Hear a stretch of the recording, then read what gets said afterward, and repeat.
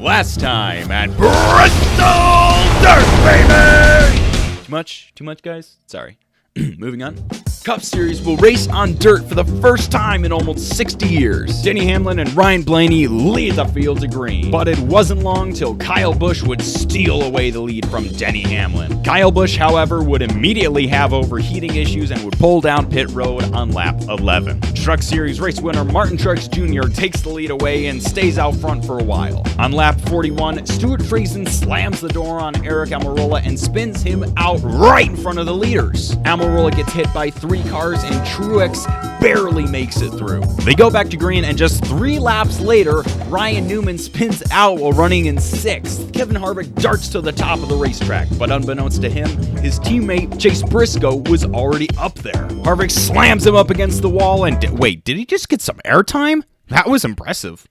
The caution comes out again and it is now time for pit stops, but not like any other pit stops. These are slow pit stops.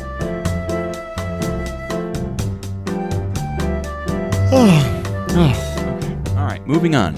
They go back to green, and just 3 laps later, again, we have a caution. This time for the 2 biggest threats of the day. Christopher Bell spins out and collects Kyle Larson, Kevin Harvick, and Ross Chastain. Let's have a moment of silence for all the NASCAR fantasies out there.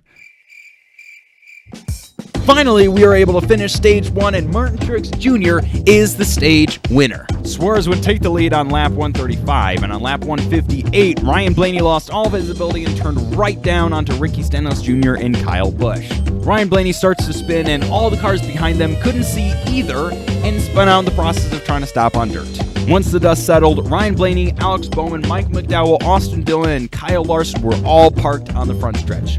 Oh yeah, and throw in the Rick Ware cars as well. Speaking of Rick Ware, with 16 laps left in Stage 2, Cody Ware goes for a spin in turns 1 and 2, with a little help from another Rick Ware car, of course. Joey Logano would later go on to win stage number 2. With 4 laps to go, Mike Marlar would spin out, causing the race to go to a green-white checkered. The race goes back to green, and oh, did I mention they started doing single-file restarts for visibility?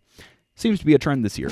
Joey Logano would lead the race for the final restart, and Denny Hamlin, who was right behind him, dives deep into turn 1, and why did he do that?